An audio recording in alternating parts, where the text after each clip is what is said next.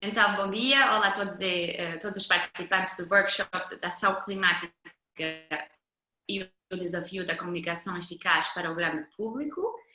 Este workshop faz parte de um projeto europeu chamado Beacon. Este projeto tem o objetivo de ajudar a municípios e também a escolas a desenvolver ações e políticas na área da mitigação e da ação climática. E este vídeo aqui está a ser gravado para dar-vos uma introdução para os conceitos ligados às alterações climáticas, e quem é melhor para fazer esta introdução que o professor Filipe Duarte Santos, que é grande périto na ciência das alterações climáticas. E estamos aqui a minha colega do projeto Beacon, a Ana Lúcia, da Faculdade de Ciências da Universidade de Lisboa, e eu, a Alexandra, do Instituto de Ciências Sociais da Universidade de Lisboa, e o professor Filipe Duarte Santos, e vamos ter uma conversa com o professor sobre estes temas. A Ana Lúcia vai dar uma pequena introdução do professor e vamos conversar. Olá, professor, bom dia. O professor Filipe Duarte Santos é o professor catedrático do Departamento de Física da Faculdade de Ciências da Universidade de Lisboa e que tem trabalhado muito nas áreas da física, do ambiente e das alterações climáticas e alterações globais. Neste momento é presidente do Conselho Nacional do Ambiente e Desenvolvimento Sustentável e coordena e participa em vários projetos nacionais e internacionais sobre as áreas do ambiente e alterações climáticas. O professor também foi coordenador do projeto CIEM, um projeto nacional onde foram identificados os cenários, impactos e medidas de adaptação para Portugal. Professor, explique-nos assim, por uma forma muito geral, quais são os termos, o que é que representa, o que é dizer alterações climáticas? Este fenómeno, tantas as pessoas falam, o que é que são as alterações climáticas? Bom, é importante, penso eu, que as pessoas tenham a percepção, tenham o conhecimento de que o clima da Terra variou muito ao longo da sua história e variou por causas naturais. E há cerca de 15 mil anos, 20 mil anos, tínhamos um clima muito mais frio e tínhamos extensões de gelo muito maiores, tínhamos aqui em Portugal, na Serra da Estrela, por exemplo, tínhamos grandes campos de gelo, enfim, não se fazia ski nessa época, mas se fizesse, eram condições ideais e, portanto, há uma variabilidade climática natural. Bom, o que acontece é que o clima está relacionado com a composição da atmosfera. E todos nós sabemos que a atmosfera é formada essencialmente por oxigênio e por azoto. Mas depois tem uns componentes minoritários, dos quais o dióxido de carbono é extremamente importante, é uma quantidade pequena. O dióxido de carbono que permite às plantas crescer através da fotossíntese, e a quantidade de dióxido de carbono é muito importante para regular o clima, através de um fenómeno que é muito conhecido, que é conhecido desde o século XIX, que é o chamado efeito de estufa. E, portanto, se nós aumentarmos a quantidade do dióxido de carbono na atmosfera, então o clima aquece. A temperatura média global da atmosfera, a superfície, aumenta. Se diminuirmos a quantidade de dióxido de carbono na atmosfera, bom, acontece o contrário.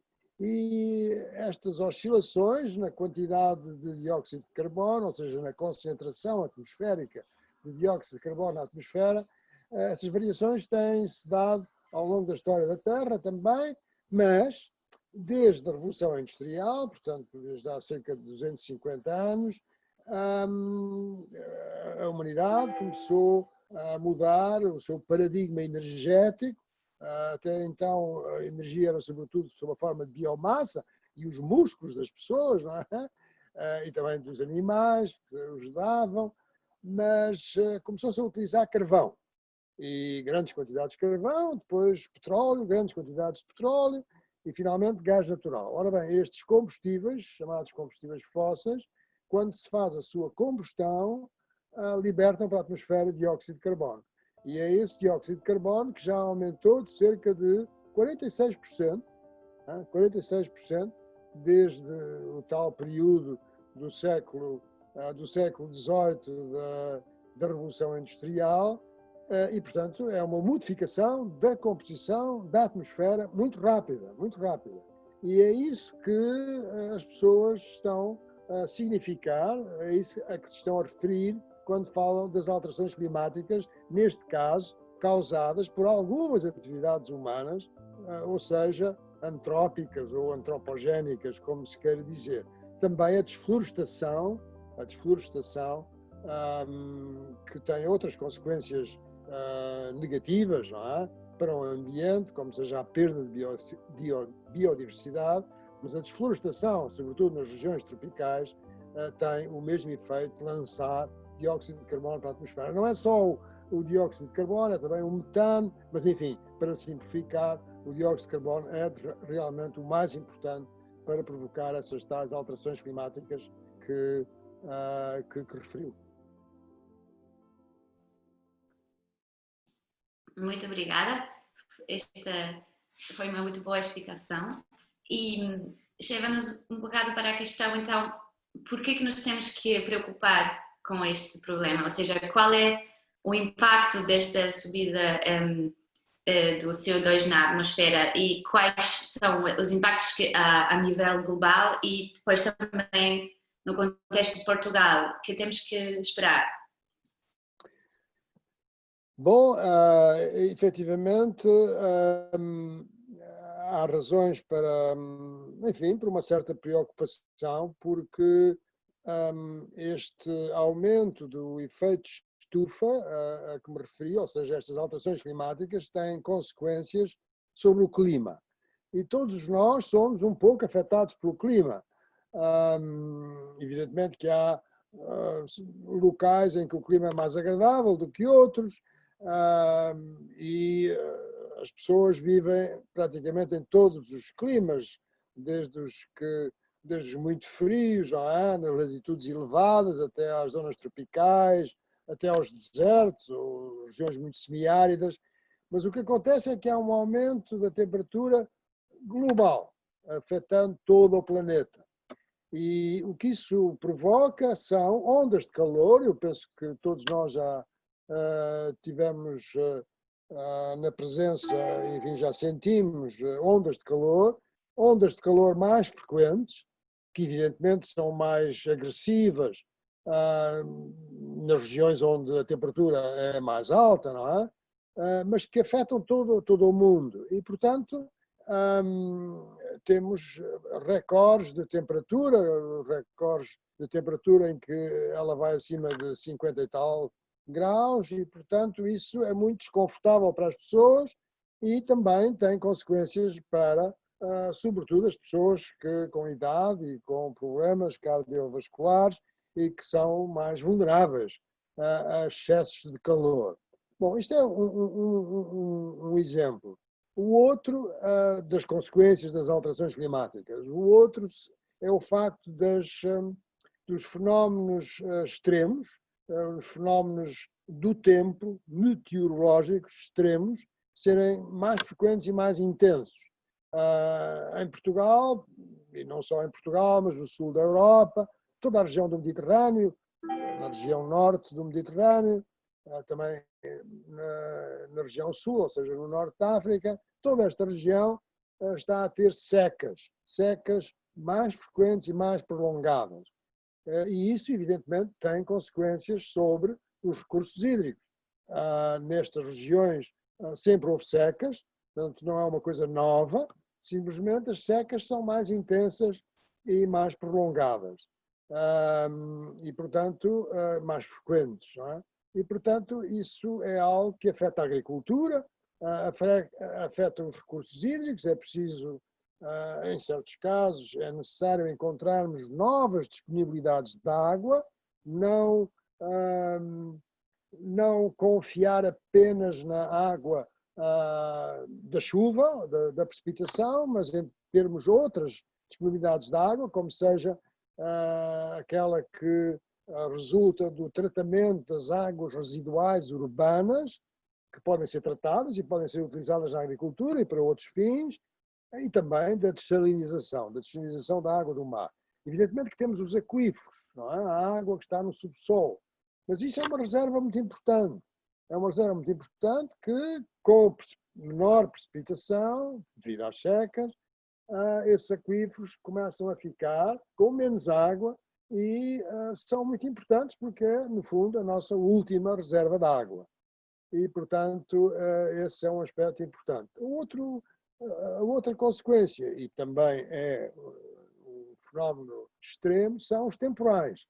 Os temporais tornam-se mais violentos e, portanto, isso tem consequências sobre o número e a gravidade das inundações, das grandes cheias, de ventos muito fortes, noutras regiões que não o Mediterrâneo, de ciclones tropicais violentos. Embora, a propósito de ciclones tropicais, o facto é que nos últimos anos houve três ciclones tropicais que não na fase de ciclone tropical, mas numa fase já em que tinham menos força, menos intensidade, ventos mais fracos, atingiram a Europa. E um deles atingiu Portugal e entrou para Portugal. Portanto, isso é uma coisa que tem todas as características de ser uma tendência nova e relacionada com as alterações climáticas.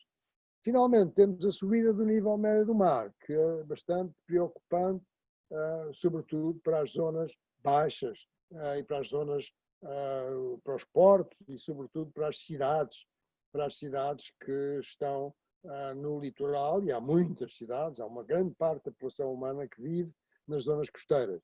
E o nível do mar já subiu de cerca de 20 centímetros, é pouco, 20 centímetros, desde 1900, mas essa subida está a acelerar, já é de mais de 3 milímetros por ano. 3 milímetros por ano são 30 centímetros por século, e está a acelerar, e provavelmente teremos uma subida que irá estar próxima de 1 metro no fim deste século. E porquê? Bom, porque há um aquecimento da atmosfera, um aquecimento das camadas superficiais do oceano, que dilatam, o corpo quando aquece dilata, mas sobretudo por causa do gelo da Groenlândia e da Antártida. Portanto, isso é algo que, enfim, é preocupante, eu diria, porque há muito gelo para derreter, mas se continuarmos a aquecer o planeta, esse gelo irá continuar a derreter, não é? A haver fusão desse gelo. Professor, mas só uma pequena questão relativamente a esta informação que me está a dar. Os cientistas, como é que têm tanta certeza do que estão a dizer? Ou seja, nós estamos a falar do futuro? É uma opinião de um ou outro cientista? Ou como é que surge este consenso sobre os impactos das alterações climáticas? Ora bem, a ciência tem uma característica que é assim, a ciência é algo que é falsificável. O que é que isto quer dizer? Quer dizer que quando se faz uma afirmação em ciência, pode-se sempre, posteriormente a fazer essa afirmação, pode-se sempre verificar se essa afirmação é falsa ou verdadeira. E não é uma questão de opinião de A, B, C ou D. É porque a ciência tem uma metodologia que permite chegar à conclusão que essa afirmação é falsa ou verdadeira. Bom, e então o que é que acontece? Acontece que em ciência nós fazemos uma previsão, quer dizer, se nós tivermos uma teoria, fazemos uma previsão de que determinada coisa vai acontecer e ou bem que acontece ou bem que não acontece. Se não acontece, a probabilidade da teoria ser falsa é muito grande. E, portanto, pode-se chegar à conclusão que a teoria é realmente falsa e abandona-se a teoria e procura-se outra teoria. E, no caso das alterações climáticas, enfim, para simplificar o argumento, Em 1990, para falar de uma coisa muito precisa, saiu o primeiro relatório do painel intergovernamental para as alterações climáticas. O primeiro relatório, 1990. E o primeiro relatório dizia uma série de coisas que as pessoas podem ler. Aliás, todos os relatórios do IPCC estão acessíveis na net. E o que lá dizia era que o nível do mar ia subir, que havia mais fenómenos meteorológicos extremos, que a temperatura ia aumentar, e com gráficos em que mostrava como é que estas variáveis iam evoluir com o tempo. E, portanto, agora que passaram há 30 anos, nós podemos verificar se aquelas previsões que foram feitas são verdadeiras ou falsas. Se são falsas, bom, a teoria em que se baseia as alterações climáticas é uma teoria falsa, porque estamos a falar de ciência. Não é? Se as previsões que foram feitas nessa altura estão bastante de acordo com aquilo que se observou, bom, temos todas as razões para pensar que a teoria é uma teoria que é fiável, é uma teoria que se baseia em boa ciência. E é isso que os cientistas que trabalham nestas áreas concluem, e por isso é que se diz muitas vezes que existe um consenso científico de que a explicação para aquilo que observamos, e realmente todos observamos que a temperatura está a aumentar. Veja-se, por exemplo, este mês de setembro, em que as temperaturas têm estado bastante altas, pelo menos aqui em Lisboa, enfim, mas também no resto do país, que temos tido fogos florestais em que há uma relação, não é uma relação que não é direta, mas há uma relação entre a menor precipitação e a temperatura alta e a probabilidade de um fogo florestal, do risco de incêndio florestal. Mesma coisa nos Estados Unidos, há incêndios na Califórnia, no Oregon, em vários estados, incêndios de grandes proporções, e tem havido, nos últimos anos, incêndios florestais de grandes proporções. Tudo isso são indicações claras de que o clima está a mudar e, portanto, enfim, a explicação que existe foi aquela que eu, de uma forma muito resumida, procurei, enfim, comunicar, transmitir ao princípio, que tem a ver com o aumento da concentração, essencialmente, com o aumento da concentração do dióxido de carbono na atmosfera. Relativamente, disse-nos que a informação científica dos relatórios é muitas vezes condensada em gráficos e em mapas. O professor tem algum gráfico, algum mapa que nos possa mostrar com a previsão dos impactos em Portugal ou na Europa, que nós possamos ver de uma forma assim mais... Sim, tenho aqui um que é... eu não sei se estão a ver. Estamos a ver, professor, sim.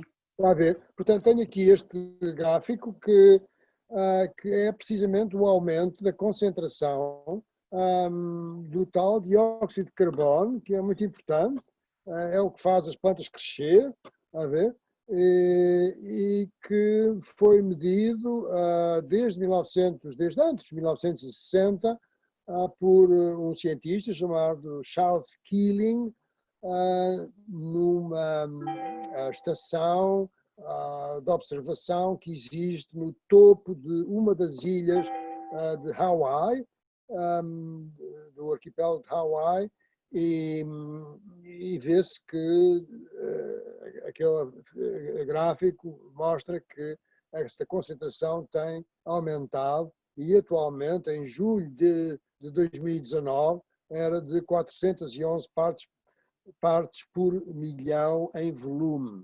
E, portanto, é um valor muito significativo.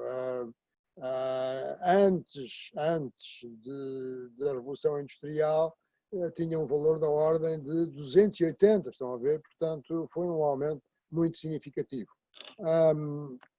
Aqui, assim, mostra o desafio da mitigação. Há essencialmente duas respostas para as alterações climáticas. Uma é a mitigação, e penso que o projeto Beacon está bastante voltado para esse aspecto da mitigação, que consiste em procurar diminuir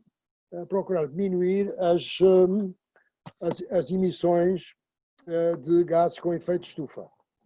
E portanto, é algo que implica uma transição energética, implica que nós substituamos, enfim, tão rapidamente quanto possível, mas é um desafio grande, os combustíveis fósseis, o tal carvão, petróleo e gás natural, por energias renováveis, e é isso que está aqui indicado nesta figura, são as trajetórias das emissões de dióxido de carbono e dos outros gases com efeito de estufa, e estão a ver que aquela trajetória com o cor de tijolo está sempre a subir, e portanto é algo que eu diria é perigoso sobretudo para as gerações mais novas, não é? Para daqui a 50 e mais anos, porque estas coisas já se sentem, mas não são extremamente rápidas, não é? Levam o seu tempo, e portanto aquelas duas trajetórias amarelas são aquelas que correspondem ao chamado Acordo de Paris, em que o Acordo de Paris foi acordado por um grande número de países em 2015 e aquilo que diz essencialmente é que a temperatura média global da atmosfera não deve aumentar mais do que 2 graus Celsius, e aquelas duas curvazinhas, daquelas duas curvas a amarelo, são precisamente isso, quer dizer, reparem, em vez de continuar a crescer indefinidamente, as emissões baixam. A maneira de fazer as emissões baixar é consumirmos menos combustíveis fósseis e desflorestarmos menos e mantermos o carbono no solo. Podemos fazer uma agricultura em que o carbono é mais retido no solo. Para dar um exemplo concreto, por exemplo, se nós tivermos um eucaliptal e se cortarmos os eucaliptos, ou se cortarmos outras árvores, se mantivermos as raízes no solo, isso é uma forma de manter o carbono no solo. E, portanto, podemos fazer pastagens biodiversas, não é? Pastagens que tenham a capacidade de fazer crescer as ervas, com grandes variedades de ervas, e profusamente, e então isso mantém também o carbono no solo. Portanto, é este o desafio da mitigação. A outra resposta, uma vez que eu mencionei que havia duas respostas essencialmente às alterações climáticas, é a adaptação. E a adaptação é, no fundo, diminuir, minimizar os efeitos adversos das alterações climáticas. Então, antes de falarmos do que podemos fazer no nosso dia a dia, digamos, para mitigar as alterações climáticas, poderíamos talvez ouvir um bocado mais sobre quais são os impactos físicos das alterações climáticas, como aumento da temperatura, do nível do mar, sobre a economia e a vida normal das pessoas aqui em Portugal, ou seja, quais câmbios vão ter-se a adaptar as pessoas em Portugal? Bom, a adaptação é algo que se tem feito alguns progressos, são as tais duas vias de resposta às alterações climáticas, ao desafio das alterações climáticas. Portanto, a adaptação é minimizar os efeitos adversos e tem havido, quer dizer, a adaptação pode-se fazer a vários níveis, não é? Pode-se fazer a um nível nacional e, portanto, em Portugal temos uma estratégia de adaptação às alterações climáticas e vamos ter agora um projeto que foi lançado há pouco tempo e que é precisamente de fazer um cálculo, um roteiro de adaptação até ao fim do século, que inclui um cálculo de quais são as vantagens económicas dessa adaptação, ou seja, comparar o custo da adaptação com o custo de não fazer nada. de não fazer adaptação. E como é que se faz a adaptação? Bom, por exemplo, eu falei há pouco dos incêndios florestais. A adaptação faz-se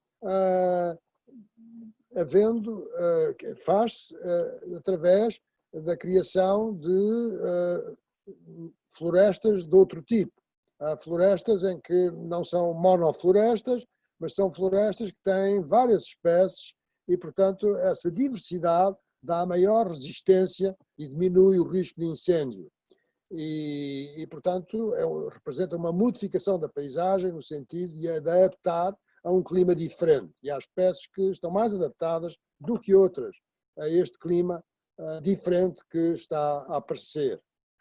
Nos recursos hídricos é extremamente importante num país como Portugal, porque, sobretudo no sul, Portugal tem uma grande diferença de climas entre o norte, entre o extremo norte, entre a Serra do Gerês, por exemplo, e Mértola, portanto o sul do Alentejo e também o Sotavento Algarvio.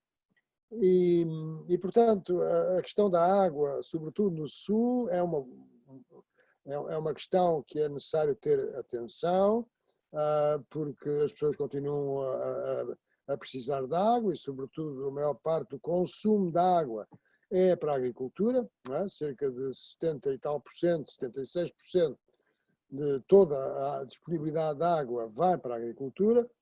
Para a agricultura intensiva, para a agricultura de regadio, que é rentável e que é uma coisa importante para o país, mas é necessário termos em atenção a água que existe, as disponibilidades de água futura, para que isso seja uma atividade sustentável. Portanto, temos que adaptar a agricultura a esta situação relativamente à disponibilidade dos recursos hídricos.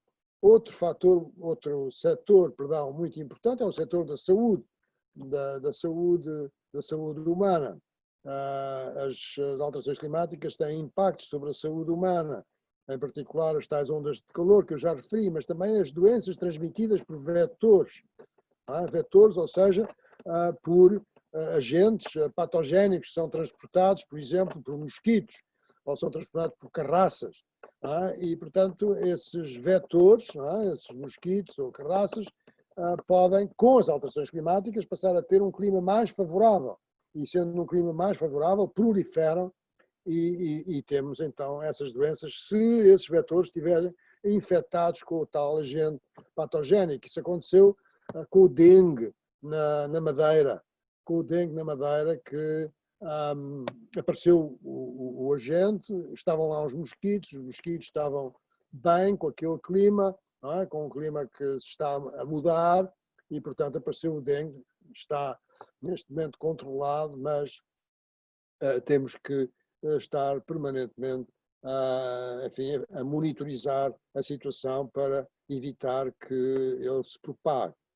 Portanto, e a talho de foice, gostaria de referir as zoonoses. As zoonoses, de que esta pandemia que estamos todos, enfim, a sofrer as consequências, perdão, esta pandemia é uma zoonose, ou seja, é um vírus que saltou de um animal e ainda não se sabe exatamente como é que esse processo se deu, embora seja muito provável que seja um vírus que está presente numa determinada espécie de morcegos que há na China, mas é uma zoonose, não é? Portanto, saltou de um animal para um homem.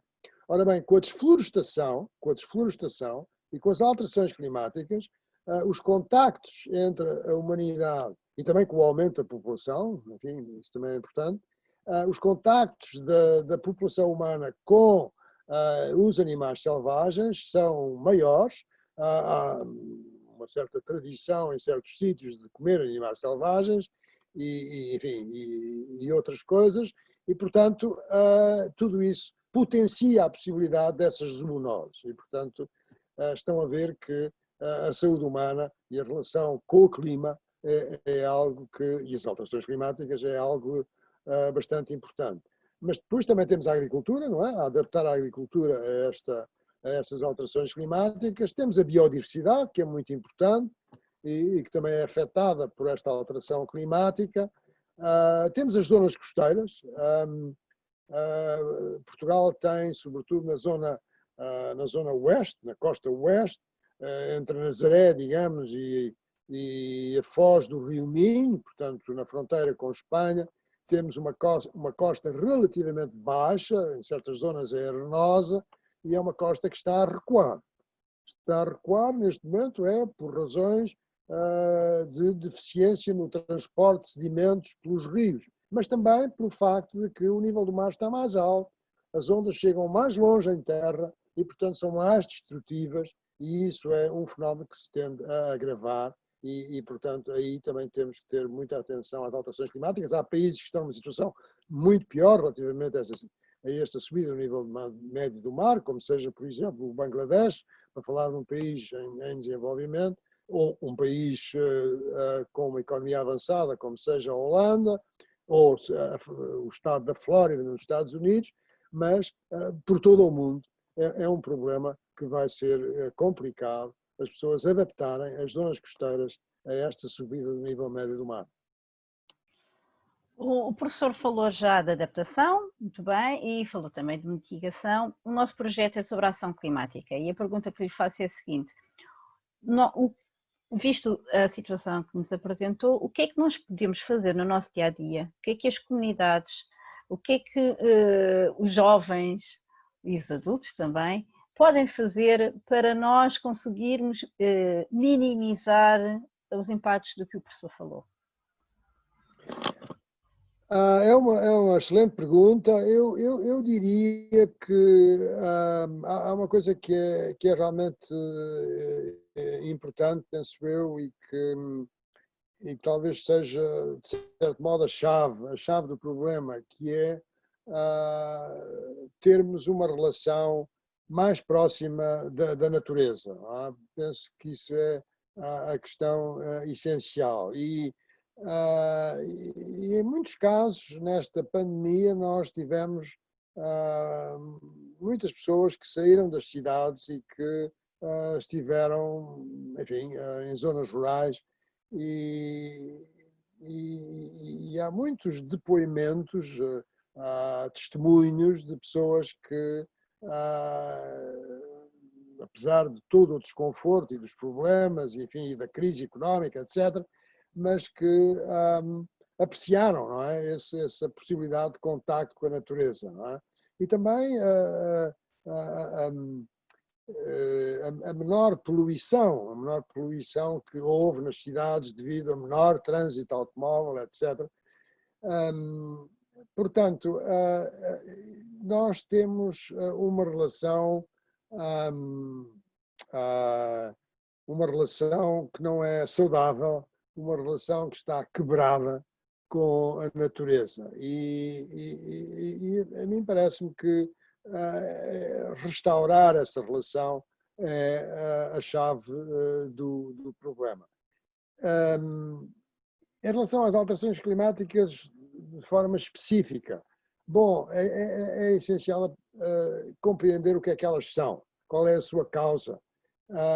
Evidentemente que eu não tive tempo para ir para a tal ciência das alterações climáticas, para a tal explicação, não é? Enfim, que é de natureza científica, mas esse aspecto é muito importante, não é? E que as pessoas tenham os conhecimentos científicos mínimos necessários para compreender o que se está a passar. Porque temos um mundo muito complexo em que a tecnologia é essencial, é muito importante, mas temos que ter algum conhecimento para apreciar quais são os limites dessa tecnologia, porque ela não pode fazer milagres em todos os setores. Portanto, o que é que a pessoa pode fazer? Bom, o que a pessoa pode fazer é pôr a hipótese, não é, de utilizar mais as energias renováveis. Eu diria que isso é essencial. E também de consumir menos energia. há um conceito moderno que é moderno, enfim, relativamente recente, que é a suficiência energética, que é, no fundo, nós pensarmos se não poderemos viver consumindo menos energia do que aquela que normalmente consumimos. A energia tem uma posição-chave, tem uma posição central, tem uma posição crucial na nossa civilização e, portanto, nós precisamos de energia. Precisamos muito mais de energia do que precisavam as pessoas no século XVIII ou XVII, mas mesmo muito mais. Não é? Portanto, isso é um dado adquirido. Agora, não será que podemos utilizar um bocadinho menos de energia? Bom, e sobretudo se essa energia for uma energia renovável. Portanto, por exemplo, as pessoas que vivem numa moradia, não é? Enfim, têm essa possibilidade, podem instalar painéis solares ou painéis solares térmicos. Os painéis solares fotovoltaicos, hoje em dia, estão extremamente baratos relativamente ao custo passado. O seu custo tem diminuído. E, portanto, bom, ter energia de graça, ou parte da sua energia elétrica de graça, é um benefício, é uma coisa boa. Podemos, se formos comprar um veículo automóvel, podemos pensar em comprar um veículo elétrico ou um veículo híbrido. E, portanto, aí é uma contribuição importante. Os motores de combustão interna a gasolina ou a gasóleo, do ponto de vista energético, são extremamente ineficientes. Grande parte da energia contida no gasóleo ou na gasolina vai para o tubo de escape, aquece o ambiente e não serve para nada. Não é? Só uma parte pequena da energia que está contida nesses combustíveis é que serve para fazer mover as rodas. Não é? A outra parte perde-se. Portanto, a ineficiência é muito grande. Um veículo elétrico já é diferente. Claro que tudo tem os seus problemas, temos que ter o investimento, temos o custo também é mais elevado em vários casos, mas é um esforço que compensa. Por outro lado, também temos os hábitos alimentares. Podemos ter uma alimentação mais saudável, menos saudável. Uma alimentação com muita carne, bom, talvez não seja a mais saudável. Se pensarmos nos vários tipos de alimentação que há no mundo, temos um tipo de alimentação na Índia, por exemplo, e um tipo de alimentação nos Estados Unidos. Será que todo o mundo pode ter o tipo de alimentação que tem, o tipo de dieta alimentar que tem nos Estados Unidos? Bom, é muito pouco provável e seria, do ponto de vista da saúde, não seria a melhor solução. Portanto, a alimentação é importante. E porquê é que é importante? Por causa do metano, porque é um gás que está associado a várias coisas. Uma delas é os arrozais, por exemplo, estão a ver? Outra coisa são os resíduos, não é? Quer dizer, quando se fazem aterros sanitários, aí assim há emissões de metano, mas também está relacionado com a fermentação entérica no gado bovino, não é? E, portanto, isso aí assim é algo que é difícil, não é? Enfim, de diminuir as emissões, mas que tem uma relação com as alterações climáticas. E também em relação à água. Em relação à água, nós temos que, nos países como Portugal, nós temos que considerar que a água é realmente um recurso natural que é cada vez mais precioso, não é? Enfim, não há grande volta a dar-lhe, não é? Quer dizer, nós, por exemplo, no Algarve,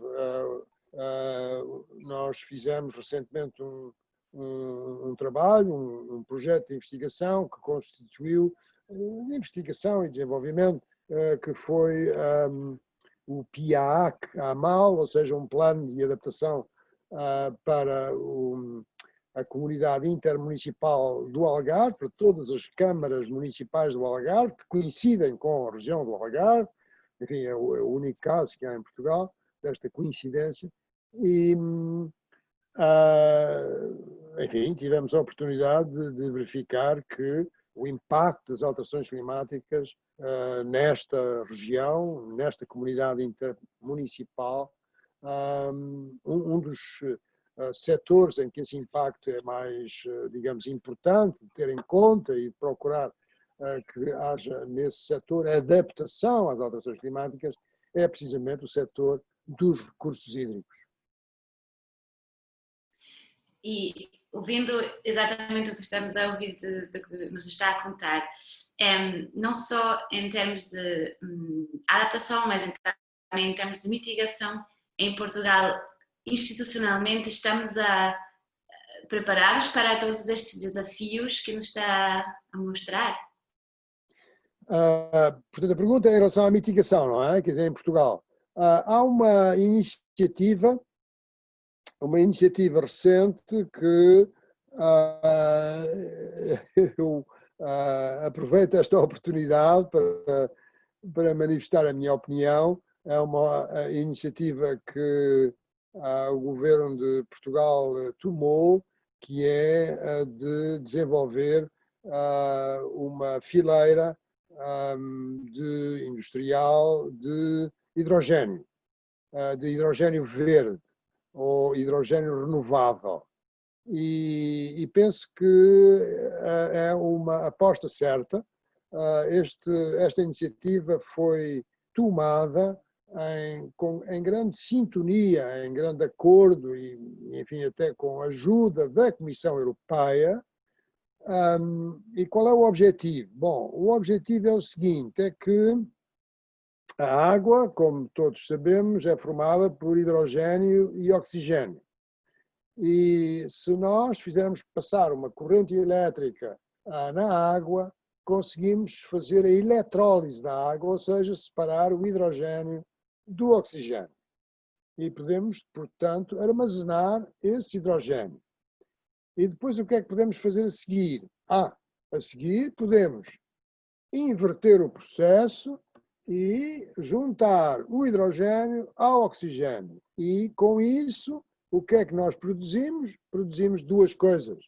Produzimos água e produzimos eletricidade.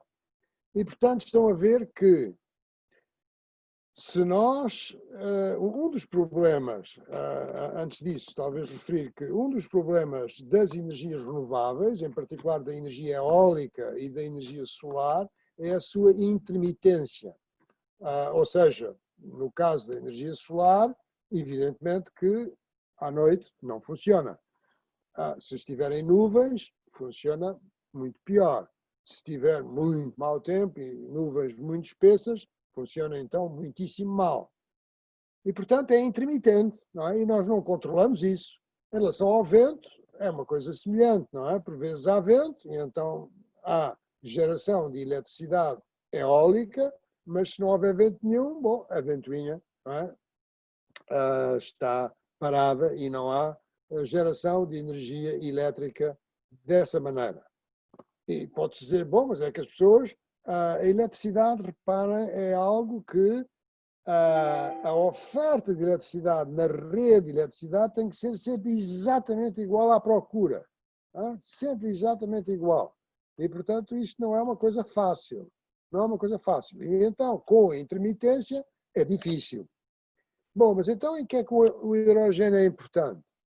É importante porque nós podemos, quando há um excesso de geração de eletricidade por via de energias renováveis intermitentes, nós podemos utilizar essa eletricidade para fazer a eletrólise da água, ou seja, gerar hidrogênio. E depois, quando temos hidrogênio, podemos, quando não temos as tais energias renováveis por causa da sua intermitência, utilizar esse hidrogênio para gerar eletricidade. Estão a ver a ideia?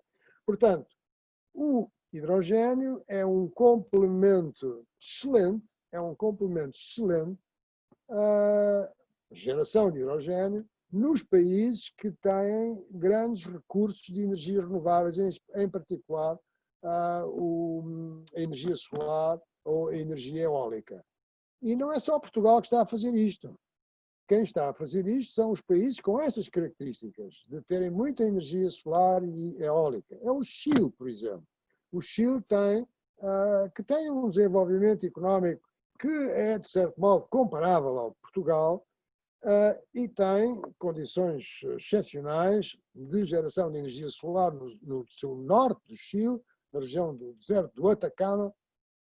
Bom, e então vai também procurar investimento, está a procurar investimento estrangeiro para desenvolver esta fileira. Há outra coisa que é muito importante mencionar, é que o hidrogênio é uma alternativa também para os veículos automóveis e para todo o tipo de transporte. Para todo o tipo de transporte. Então, como? Bom, são as tais células de combustíveis que que funcionam com o hidrogênio e que foram inventadas na exploração espacial. Foram pela primeira vez utilizadas na exploração espacial pelos americanos, pelos Estados Unidos da América, por cientistas dos Estados Unidos da América. Portanto, essas células de combustível são hoje em dia utilizadas em veículos automóveis que estão comercializados, não é? Portanto, têm hidrogênio que é utilizado numa célula de combustível e é isso que faz mover o carro. São há três marcas, todas japonesas, que funcionam dessa maneira, mas mais do que isso, e isso é um ponto interessante, é que o hidrogênio também pode ser usado nos motores de combustão interna. É uma coisa que penso que muitas pessoas não estão conscientes disso. Portanto, os nossos motores de combustão interna, que a maior parte de nós todos temos, que eu tenho, podem funcionar com hidrogênio. É preciso modificar o motor. Atenção, não é só meter lá hidrogênio em vez de gasolina ou gasóleo. É preciso modificar o motor. Mas é essencialmente um motor de combustão interna. E aqui também existem veículos com essas características. A BMW, nos anos 2005 a 2007, teve um modelo que fazia isso, mas o que acontece é que os modelos a hidrogênio com células de combustível têm uma maior autonomia, ou seja, a distância que podem percorrer sem serem reabastecidos é maior nos que têm células de combustível dos que injetam hidrogênio no motor de combustão interna. Esse BMW chamava-se Hydrogen 7, não é? Hydrogen 7, 2005 a 2007. Tanto se podia injetar hidrogênio no motor como gasolina. E, portanto, quando se esgotasse o hidrogênio, metia-se a gasolina. Mas, apesar disso, a parte que a sua autonomia com o hidrogênio é bastante menor do que a autonomia com os veículos que agora estão a ser desenvolvidos e que já são comercializados, alguns com as tais células de combustível. Portanto, o hidrogênio, e não é só veículos automóveis, é também a possibilidade da aviação. A aviação é uma dos, digamos, desafios mais difíceis de resolver no que respeita à mitigação, ou seja, no que respeita a reduzirmos as emissões de dióxido de carbono. E, portanto, também há a possibilidade, depende muito da investigação. Atenção, duas coisas que eu gostava também de dizer em relação ao hidrogênio, é que o hidrogênio é perigoso, o hidrogênio é inflamável e o hidrogênio pode ser explosivo, portanto é inflamável em contacto com o ar e é explosivo em contacto com o ar em certas condições e, portanto, é preciso ter cuidado com o hidrogênio e é preciso, enfim, em tudo aquilo em que se utiliza o hidrogênio, seguir estritamente as regras de segurança que estão associadas a esse uso do hidrogênio. A segunda coisa que gostava de dizer em relação ao hidrogênio é que é necessário água para produzir hidrogênio, não é? Porque o hidrogênio resulta da hidrólise da água e, portanto, temos que ter água. E a água, atualmente, tem que ser bastante pura. Mas está a ser feita a investigação no sentido de que se possa utilizar diretamente, reparem, diretamente a água do mar. que tem muitos sais, não é? Obviamente. E, portanto, é uma fronteira da investigação, lá está, da investigação, da inovação tecnológica, que é extremamente importante. E eu deixo aqui a sugestão de que, num país que está a apostar na fileira do hidrogênio, e penso que bem, e aliás houve uma oportunidade para manifestações de interesse de empresas em investir nesta fileira em Portugal, onde apareceram muitos candidatos, no valor, enfim, total de muitos milhões de euros. E, portanto, num país que está apostado nisso, é importante que se desenvolva a investigação científica e a inovação tecnológica precisamente nestas áreas relacionadas com o hidrogênio. Professor, ainda bem que falou, portanto, neste caso do hidrogênio, mas isso é um desafio para a indústria, para a tecnologia, para o know-how do nosso país, mas eu gostaria de focar mais na questão também política, ou seja, nós assinamos um Acordo de Paris, temos objetivos concretos para concretizarmos e gostaria de saber um pouco mais sobre aquilo que estamos a fazer enquanto Estado, portanto, quais são os planos e como é que considera que, portanto, vamos concretizar as metas. Era um pouco mais sobre a parte institucional. Bom, por enquanto é uma decisão de desenvolver uma fileira para produzir hidrogênio verde ou renovável. É também importante mencionar, penso eu, que o hidrogênio perdão, já se utiliza em Portugal, tem-se utilizado em Portugal na indústria petroquímica e também na indústria agroquímica. Portanto, e tem sido, evidentemente, como nos outros países, é um combustível, não é? É um combustível muito importante na economia mundial, em certos setores da economia mundial, e o ponto fulcral aqui é que é uma tecnologia que não está tão desenvolvida como, para dar um exemplo, a tecnologia dos veículos automóveis com motor de combustão interna. Essa tecnologia está completamente, enfim, madura, desenvolvida, e há esta tendência, não é, para do lobby, não é? dos interesses associados ao petróleo, de manter os automóveis, os veículos automóveis a funcionar com gasolina e gasóleo e não haver uma transição, não haver, portanto, esta transição. Portanto, os planos que existem passam, em primeiro lugar, por atrair investimento. Sem haver investimento, enfim, não é possível desenvolver esta nova fileira. E esse é o passo em que estamos neste momento, não é? Quer dizer, existe uma estratégia do país neste domínio, que tem sido apoiada pela Comissão Europeia. Não é só Portugal que está a fazer isso, há outros países que estão a fazer isso na União Europeia, mas penso que é algo que é muito positivo e que Portugal tem condições ideais para isso, porque Portugal tem regiões no seu território, sobretudo no sul, em que a qualidade da radiação solar para efeitos de aproveitamento para gerar eletricidade fotovoltaica é muito grande. E, portanto, temos esse recurso potencial E tem o problema da intermitência, mas, complementado com o hidrogênio, permite-nos, no futuro, exportar hidrogênio. E outra coisa que me parece importante mencionar é que tem havido, infelizmente,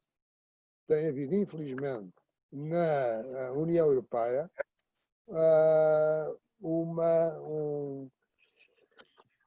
não se tem facilitado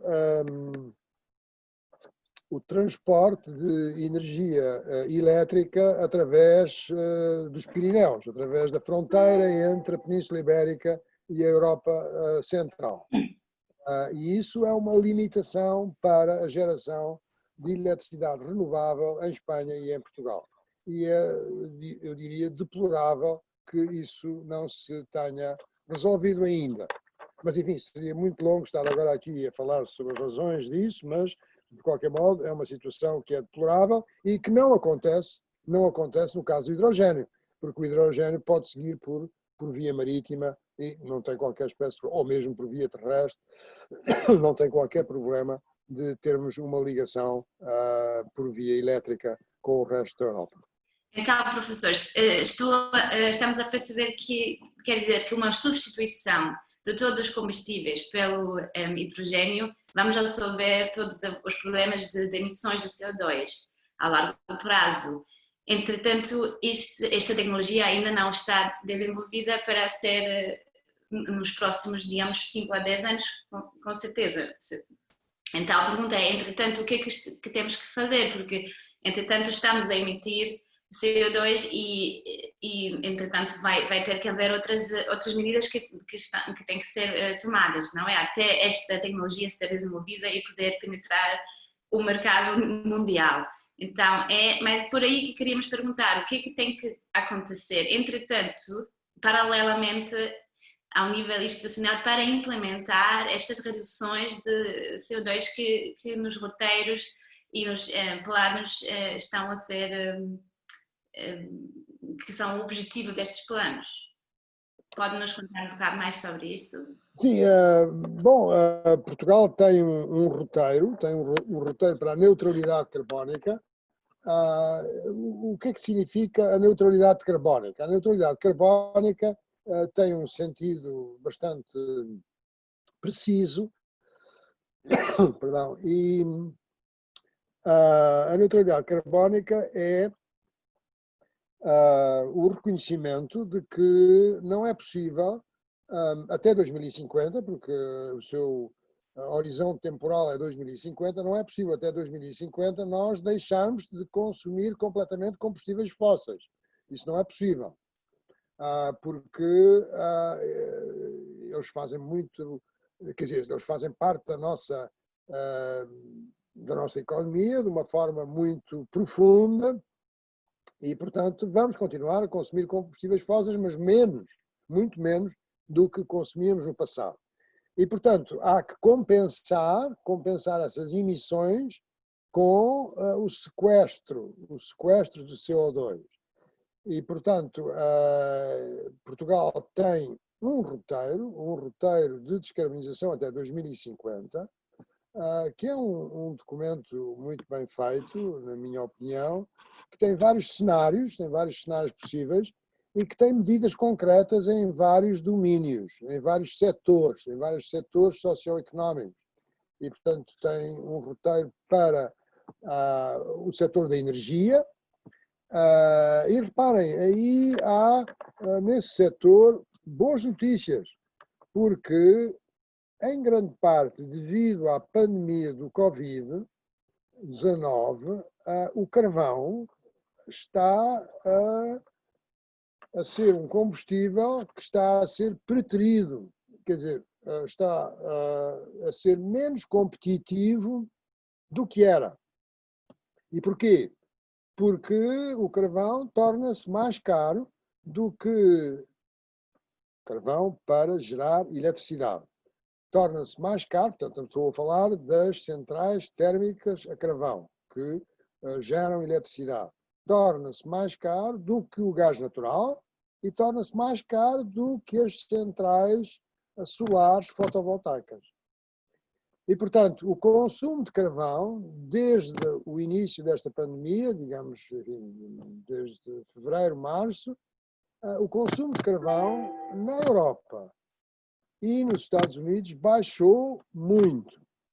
Baixou de tal modo que a central térmica a carvão de Sines, que é gerida pela Eletricidade de Portugal, e que era para fechar daqui a uns anos, em 23, a Eletricidade de Portugal tomou a decisão de encerrar assim que se esgotassem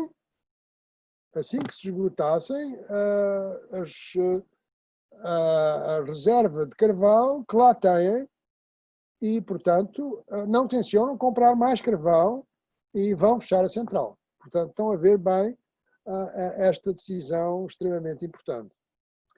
Importante, enfim, e aqui penso que é importante mencionar para aquelas pessoas que compreendem a narrativa científica das alterações climáticas e compreendem a narrativa de termos que fazer uma transição energética. Okay? Porque, como sabemos, há países e, sobretudo, governos e governantes no mundo que não seguem esta narrativa, que é o caso, para falar de uma forma muito concreta, do atual presidente dos Estados Unidos, Donald Trump. E, portanto, são factos, não é? São factos ineludíveis, não é? Que nós temos no nosso mundo de hoje e não temos a certeza de quem vai ganhar as próximas eleições nos Estados Unidos. Mas, portanto, em relação ao carvão, voltando ao carvão, o facto é que esta central vai fechar. Eu diria que apanhou o governo, digamos, surpreendeu o governo, não é? Esta decisão tão rápida e, portanto, é uma notícia positiva no sentido de haver menos emissões de CO2. O carvão é dos três combustíveis fósseis, carvão, petróleo e gás natural, é aquele que, por unidade de energia gerada, é aquele que emite mais CO2 para a atmosfera. O carvão emite mais CO2 do que o petróleo, gasolina ou gasóleo, e estas emitem mais do que o gás natural. E, portanto, é algo muito positivo. Evidentemente que tem impactos na sociedade, porque não vai ser só a central de Sines que vai prestar, mas é também a central do Pego, que é perto de Abrantes, porque há trabalhadores que trabalham nessas centrais e, portanto, enfim, tem que se resolver o problema dessas pessoas perante o facto da central fechar. Portanto, estão a ver que tudo isto tem impactos na sociedade que é preciso ter em conta quando se faz esta transição energética. Professor, ainda bem que fala dos impactos e também já abordou um pouco, estava a adivinhar a pergunta que eu lhe queria fazer de seguida, porque é o seguinte, nós temos, como disse o Acordo de Paris assinado, temos alguns objetivos concretos a cumprir, algumas metas. Acontece que, e vou recentrando outra vez a conversa aqui ao nosso workshop sobre comunicação e comunicação mais eficaz, têm surgido cada vez mais teorias da conspiração, mais notícias de negacionistas sobre as alterações climáticas. Até há quem diga que o Acordo de Paris é uma agenda globalista, socialista, que quer só apenas alterar o nosso estilo de vida e que não tem base científica. A minha pergunta é esta, professor. Tem receio, e visto também já falou que já há governos a alterar a narrativa, digamos, sobre este assunto, que isso possa prejudicar também aqui em Portugal a forma como estamos a lidar, e penso eu de alguma maneira positiva, sobre este assunto? É uma boa pergunta, é uma pergunta, enfim, difícil de procurar responder, mas eu diria que o mundo é muito diverso em relação a estas questões de que estamos a falar, às questões relativas à mitigação. É insufismável que existe existe um esforço para lançar dúvidas e negar as alterações climáticas e a necessidade, portanto, de fazer uma transição energética. Isso é absolutamente é um facto. E eu vou mencionar algo que é conhecido, que é o seguinte: a ExxonMobil, que é uma das maiores empresas petrolíferas do mundo, na década de 70, estava muito interessada em saber quais as consequências das emissões de CO2 para a atmosfera que resultam do uso dos combustíveis fósseis.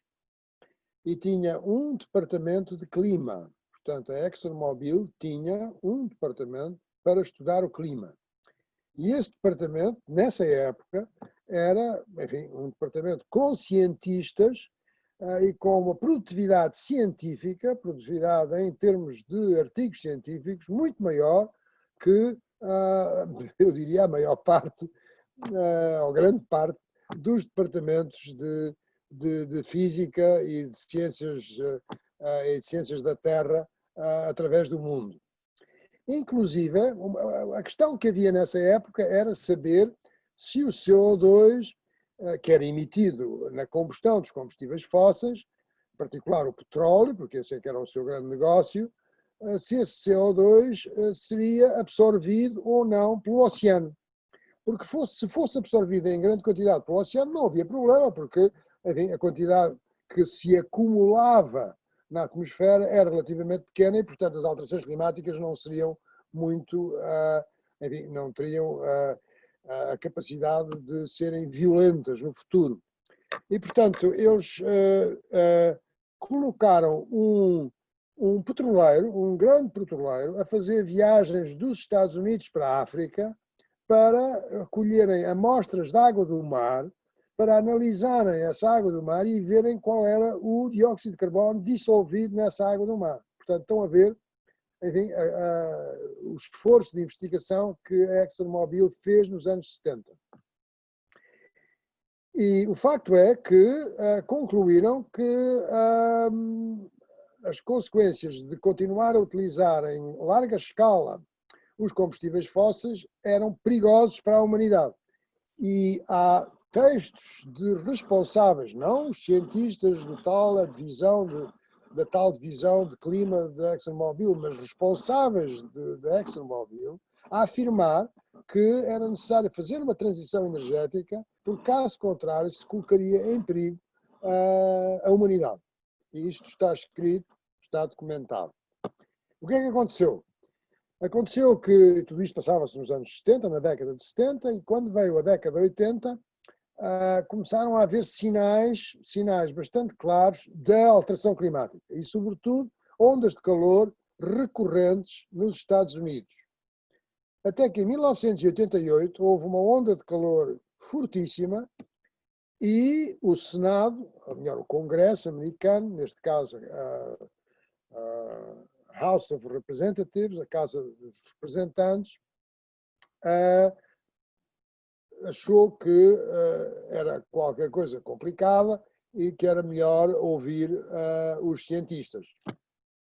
E chamou um cientista chamado James Hansen, um grande cientista que é dos climatólogos mais, enfim, que tem produzido mais e tem, enfim, estudado os assuntos das alterações climáticas, para depor. Ele, nessa altura, era presidente da NOAA, salvo erro, da NOAA, e para depor no Congresso.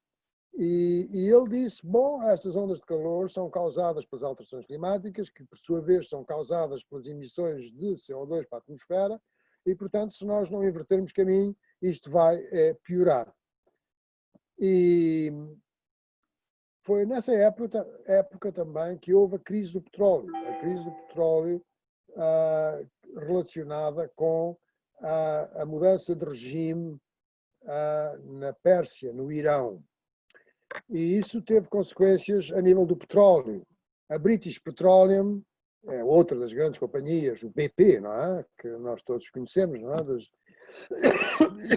Inicialmente era a Persian, Anglo-Persian Oil Company. Portanto, era uma companhia persa e da Grã-Bretanha. E nessa altura houve essa crise do petróleo e a ExxonMobil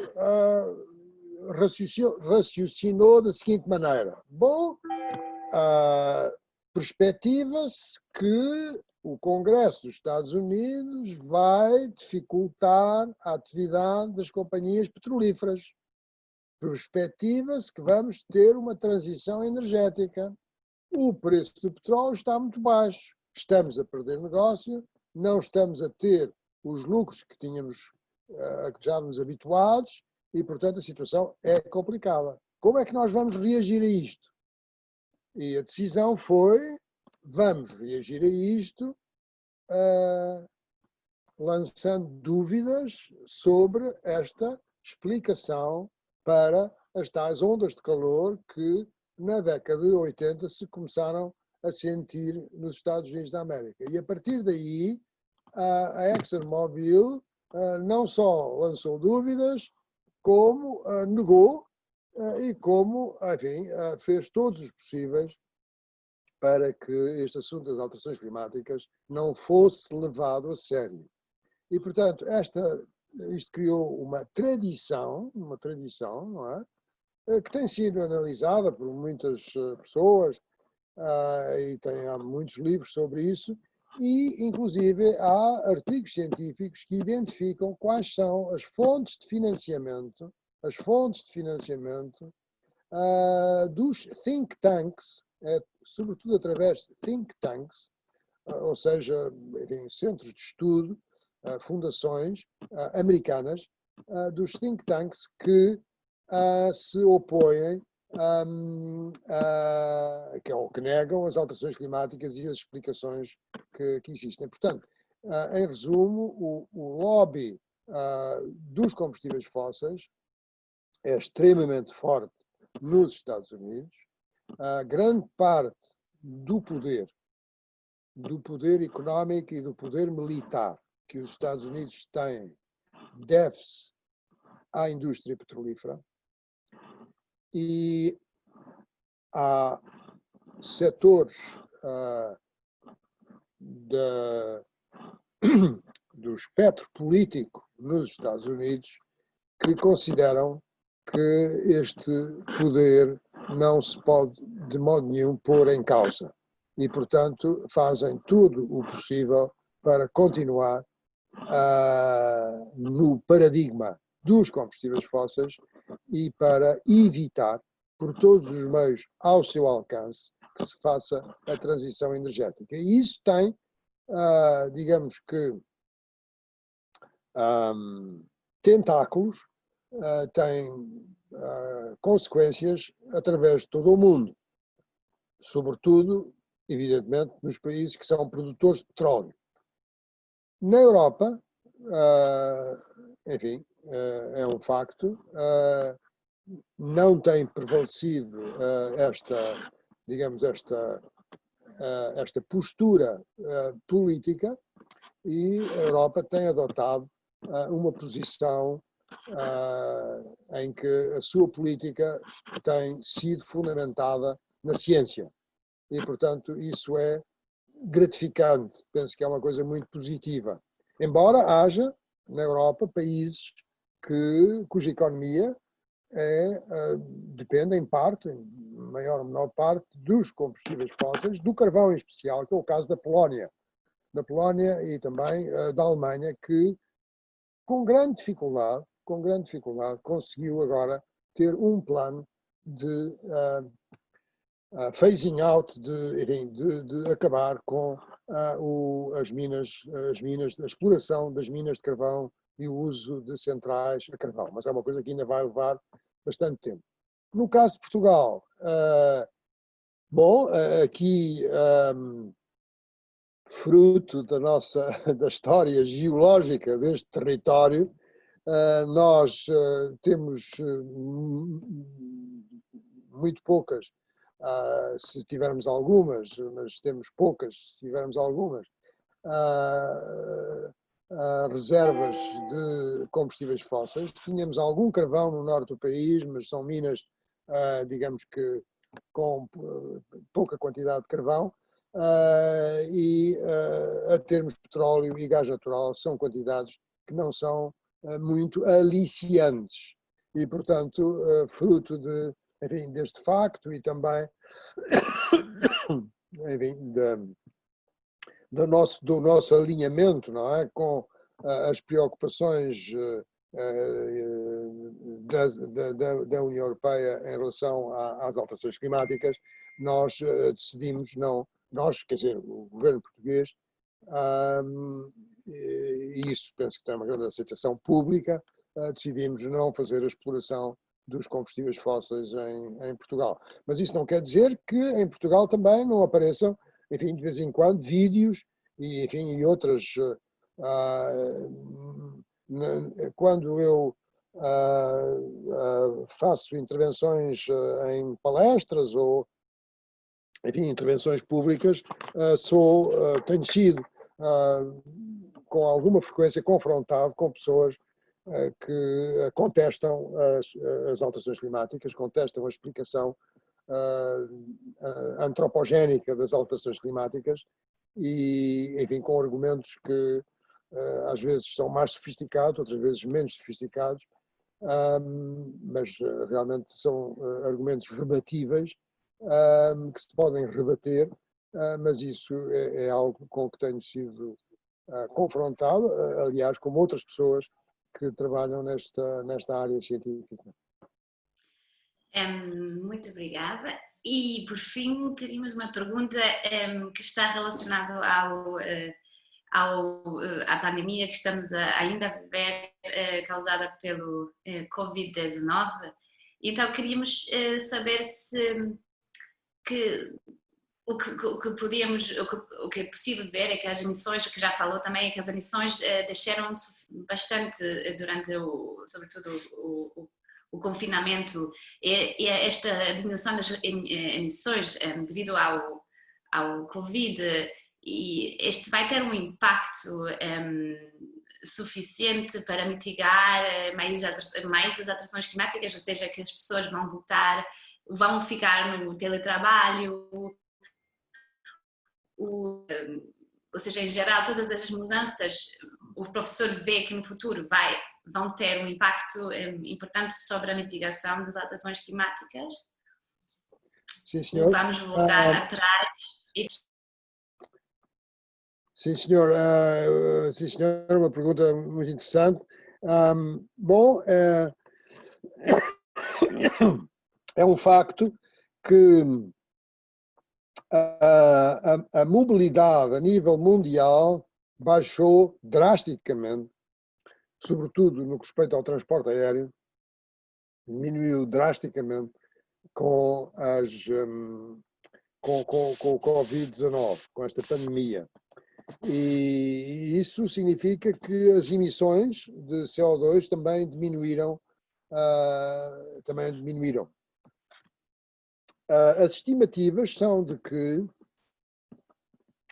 há uma diminuição das emissões relativamente ao ano passado, ou seja, a 2019, em 2020, quando chegarmos ao fim de 2020, por isso é que são estimativas, não é? Há uma estimativa de que a redução das emissões será de 8%, 8% do total de 2019, uma redução de 8%. E esta redução, enfim, é realmente uma redução significativa das emissões de dióxido de carbono, mas para termos uma noção daquilo que é preciso fazer para conseguir cumprir o Acordo de Paris, para conseguir cumprir o tal limite dos 2 graus Celsius, ou seja, de a temperatura média global da atmosfera não ultrapassar um aumento de 2 graus Celsius relativamente à temperatura que existia pré-industrial, no período pré-industrial, portanto, aquilo que é necessário fazer para conseguir isso é que, globalmente, nos próximos 10 anos, as emissões de CO2 globais de todo o mundo se reduzam por ano, ou seja, todos os anos, de cerca de 7,5%. Estão a ver? Portanto, estão a ver a enormidade, a grandeza do desafio que temos pela frente. Quer dizer, estes 8% de que provavelmente vão diminuir as emissões em 2020 relativamente a 2019, era necessário que em 2021 reduzíssemos novamente de cerca de 7% e depois no ano seguinte mais 7% para conseguir as tais curvas amarelas que eu mostrei há bocado, que conduzem ao tal objetivo de Paris. Portanto, é realmente um desafio muito grande e esta redução de 8% não chega para resolver o problema, porque tudo aquilo que, enfim, a esmagadora maioria das pessoas em todo o mundo está à espera é que, enfim, a epidemia começa a decrescer e que seja ultrapassada através de uma vacina que parece improvável, enfim, nos próximos tempos, mas pode ser que haja sucesso, esperemos que haja sucesso, ou que comece de facto a decrescer, e que a atividade económica se restabeleça, porque as consequências económicas são dramáticas e são, sobretudo, dramáticas nos países menos desenvolvidos. Há uma estimativa de que o número de pessoas em pobreza extrema diminuiu desde a última grande crise mundial, que foi do período 2007-2008. Houve um decrescimento, o que é uma coisa muito positiva e mostra que é possível erradicar a pobreza extrema no mundo.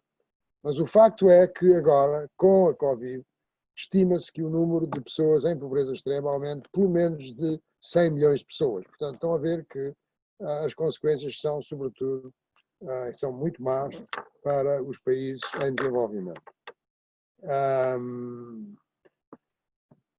E, portanto, aquilo que as pessoas estão à espera é que, e naturalmente, e é perfeitamente natural que assim seja, que a atividade económica retome.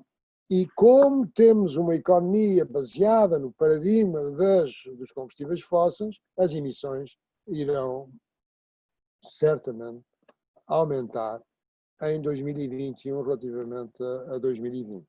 Portanto, o desafio continua, temos realmente que descarbonizar a economia mundial se queremos controlar as alterações climáticas, e é aconselhável fazê-lo, sobretudo tendo em atenção que temos de ter solidariedade intergeracional, ou seja, com as gerações vindouras, com jovens como vós outros e como enfim, os vossos filhos, os meus netos, etc. E isso é realmente um desafio muito grande. O que conta para as alterações climáticas é a concentração dos gases com efeito de estufa, ou seja, neste caso, a concentração do dióxido de carbono. E a analogia que eu costumo referir é a de uma piscina. Vocês imaginem que temos uma piscina e a piscina está a encher e temos uma torneira, não é? Que está a deitar água para a piscina. E se nós fecharmos a torneira, uma piscina grande e tal, se nós fecharmos a torneira de 8%, não é? 8%, durante um dia, não é? Durante um dia fechamos a torneira de 8%. o nível da piscina continua a aumentar, não é? O nível da piscina continua a aumentar. E, portanto, estão a ver que tem um efeito muito pequenino sobre o nível da piscina, sobretudo se for uma piscina grande, não é? Portanto, as emissões de CO2 para a atmosfera têm estado a fazer um aumento da concentração, porque a concentração é que determina o clima, ou a influência sobre o clima, é de 1,5%, tem sido de 1,5%, e este ano, em vez de aumento, temos uma quebra, não é? Uma quebra de 8%, ótimo, mas era preciso continuar com essa quebra todos os anos, pelo menos durante 10 anos, até 2030, para conseguir o Acordo de Paris, porque o efeito sobre a concentração é extremamente pequeno. Professor, muito obrigada pelas suas palavras. Falou-nos de coisas muito interessantes, e muitas delas também que vão ser abordadas durante o nosso workshop, nomeadamente sobre a mobilidade, a energia. Vamos também ter jovens a falar sobre a sua perspectiva, portanto, de que forma é que eles também querem apoiar e ajudar a ação climática. Portanto, foi muito boa esta conversa introdutória sobre o assunto e agradecemos imenso a sua colaboração, professor. Muito obrigada. Senhor, foi um grande prazer, tive muito prazer em falar convosco. Muito prazer. E felicidades, todas as felicidades para o projeto. Obrigada, professor. Obrigada. Obrigada.